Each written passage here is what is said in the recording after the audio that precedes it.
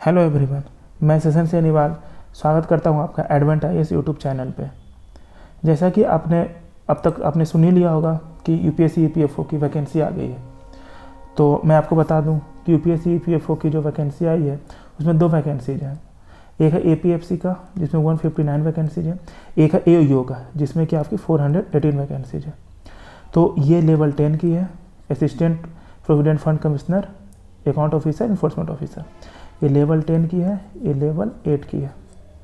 तो मैं बता दूं अपने बारे में, सेशन सेनीवाल, मैंने यूपीएससी ईपीएफओ में 252 रैंक लाया और मैं अभी इन्फोर्समेंट ऑफिसर, अकाउंट ऑफिसर के रूप में काम कर रहा हूँ। अभी जनवरी 2023 में हमारी ज्वाइनिंग हुई है एओयूओ के पोस्ट पे जो हुई थी। तो मैं आपको बता दूँ कि आप ये देख सकते हो, आज का ये है नोटिफिकेशन। यहाँ पे आपका यूपीएससी लिखा है, ये आपको दिख नहीं रहा, मैं इसे जूम करके दिखाता हूँ आपको। हाँ, यहाँ पे देख सकते हो आप, यहाँ पे आप देख सकते हो, यहाँ पे आपका क्या लिखा है, इन्फोर्समेंट ऑफिसर, अकाउंट ऑफिसर, जो आपका ईओ एओ का पोस्ट होता है। यहाँ 418 वैकेंसी। यहाँ देख लो आप, एज 30 ईयर्स। एक असिस्टेंट प्रोविडेंट फंड कमिश्नर, इसकी वैकेंसी है आपकी 159 और इसकी एज है 35 ईयर्स। और ये आपको फॉर्म भराएगा 25 फरवरी से 17 मार्च तक। तो आप ये समझ गए, एज वाइज बात होगी। अब बात करते हैं इसके डिटेल्स के बारे में। जैसे कि अब बात कर लेते हैं हम लोग, पहले बात करूंगा मैं ईओ एओ के, जिस पे कि मैं अभी काम कर रहा हूँ। तो इसकी अगर मैं बात करूँ सबसे पहले, तो आप देख लो, ये लेवल 8 की पोस्ट है, मतलब बेसिक पे है 47,600। इसमें आपके अभी डीए बन रही है 38%। आपकी टीपीए जो आप ऑफिस से घर आते हैं, घर से जाते हैं, उसके लिए आपको मिलती है 1800 प्लस डीए।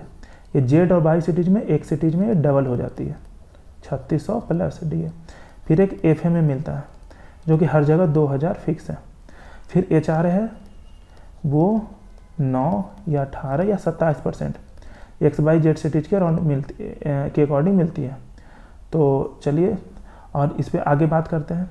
तो आपकी जो ग्रॉस सैलरी बनेगी ना, वो बन जाएगी आपकी एनपीएस में हमारी सैलरी से 10% कटता है और सरकार उसमें 14% देती है। तो ये 24% आपके रिटायरमेंट के लिए जमा होता है।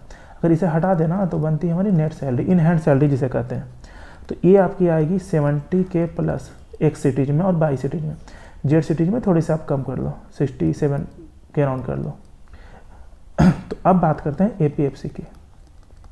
ये आपके लेवल 10 की पोस्ट है। इसकी आपकी बेसिक है 56,100। सेम डीए 38 अभी है, जो कि बढ़ जाएगी, हर 6 महीने पे डीए बढ़ती है 3 से 4%। उसके बाद आपकी टीपीए है ना, जहाँ पे इस पर आपकी 1800 मिली थी वहाँ 3600 प्लस डीए मिलेगी, और जहाँ लेवल 8 में 3600 मिली थी वहाँ 7200 प्लस डीए मिलेगी। एफए में ये आपको 2000 मिलती है। उसके बाद आपको एचआर है, उसमें लीज की सुविधा है, जिसमें आप 20,000 25,000 तक के घर में रह सकते हो। इसमें भी एनपीएस का वही है, 10 से 14%, 24% कटेगा। तो भी इसका इन हैंड जो बनेगा वो 85K प्लस बनता है। अराउंड 85K आपका बनेगा। अगर आप जेड सिटीज में भी हो तो भी 80K के अराउंड बनेगा। अब एक और चीज़ मैं बता दूं कि दोनों में एक एनएफयू लगता है, जिसे कहते हैं नॉन फंक्शनल अपग्रेडेशन। इसमें क्या होता है ना कि 4 ईयर्स में आपकी प्रमोशन हो नहीं हो, आप लेवल 9 और इसमें बात करूँ तो लेवल 11 में चले जाओगे आप। तो इसमें आपको फ़ायदा होगा कि आप 4 साल में लेवल 9 और लेवल 11 पहुँच सकते हो। तो ऐसे ही बहुत सारी चीज़ें मैं अभी बात करते रहूँगा इस पर। जैसे कि मैं अभी भी सिलेक्ट हुआ हूँ, तो मैं आपको हेल्प कर सकता हूँ कि कैसे पढ़ना है, कहाँ से पढ़ना है। मैं इस पर डिटेल्ड स्ट्रेटजी वीडियो लाऊंगा। मैं अभी क्यों नहीं बना रहा वीडियो, अभी वीडियोज़ की बाढ़ आ गई है यूट्यूब पे। मैं वीडियो इसलिए नहीं बना रहा क्योंकि अभी इसको नोटिफिकेशन 24 से 25 को आएगी, डिटेल नोटिफिकेशन। तो उसमें आपको वो दिखेगा कि सिलेबस में कोई चेंजेस तो नहीं हुए हैं।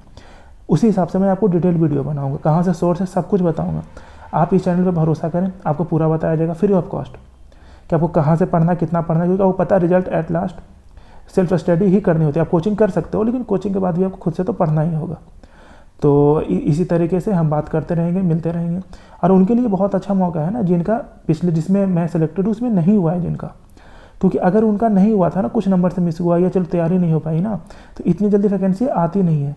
कि अभी 2023 में ज्वाइनिंग हुई, 20 जनवरी को रोजगार मेले में हमें दिया गया है अपॉइंटमेंट लेटर, और 1 महीने में उसकी फिर से नई वैकेंसी आ गई है। तो अभी आपका पढ़ा हुआ भी आपको रिवाइज करना है। 418 कम नहीं होता, हमारे वाले में 421 था, अभी 418 कोई डिफरेंस नहीं है। और आप नए बच्चों से आगे हो तो उनके लिए अच्छा, और नए बच्चे भी कर सकते हैं। हम लोग जितने सेलेक्टेड हैं ना, सब नए ही सेलेक्टेड है, मतलब जिनका वो कोई सिर्फ इसकी तैयारी की है, बहुत लोगों ने यूपीएससी की तैयारी की थी, वो भी दिए थे। तो ऐसे करके ना आपको 418 वैकेंसी बहुत होती है। और साथ में आपको लगभग सेम सिलेबस, थोड़ी डिफरेंट है, आपकी एपीएफसी की भी है, जो कि फर्स्ट प्रमोशन लगेगी, आप डायरेक्ट वो कर सकते हो। तो आपको हिम्मत नहीं हारना है, बस लगे रहना कि कभी ना, मतलब वो पढ़ते रहना। और बस एक ही पेपर होगा ना ऑब्जेक्टिव। इस पेपर के बारे में बता दो ना, दोनों में सेम चीज़, 120 क्वेश्चन आएंगे 300 मार्क्स से। इंटरव्यू होगा 100 मार्क्स का।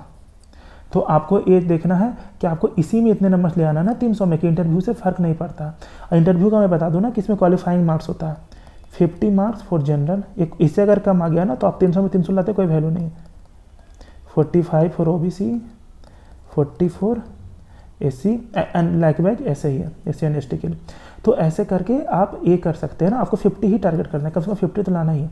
इसमें इतने मार्क्स ले आना है ताकि 50 में भी आपकी सिलेक्शन हो जाए। तो आपको इस पे ध्यान देना, मैं आपको पूरे डिटेल वीडियो बनाता रहूँगा और हम लोग साथ में आगे बढ़ते रहेंगे।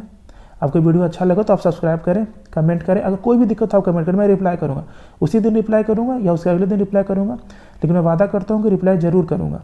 और एक ऐसी वैकेंसी आई है जिसे आप छोड़ नहीं सकते। आप कोई भी तैयारी करो, आप लगो, आप 3 महीने में अच्छे से तैयारी कर सकते हो। मैं अभी जब मेरे साथ बहुत लोग सिलेक्ट हुए हैं ना, तो हम लोग की बात होती है ना, तो सब 3 महीने 4 महीने ही पढ़ कर सिलेक्ट हुए हैं, क्योंकि उसकी 3 बार डेट भी बढ़ी थी, तो लोग उसमें पढ़ नहीं रहे थे। कभी कोविड में 2 बार डेट बढ़ा, तो तीसरी बार जब हुआ ना तो लोग 3-4 महीने मिला, उसी में वो तैयारी किए। और ख़ास करना वो जुलाई, लगभग 15 जुलाई को ना डेट आई थी कि आपका एग्ज़ाम है वो 5 सितंबर को होना। तो इन 1.5 महीने में पढ़ के बहुत लोगों ने निकाला है और वो मेरे साथ आज बैठे हैं। तो ये हो सकती है। तो चलिए आगे बात करते रहेंगे, तब तक के लिए thank you and have a nice day.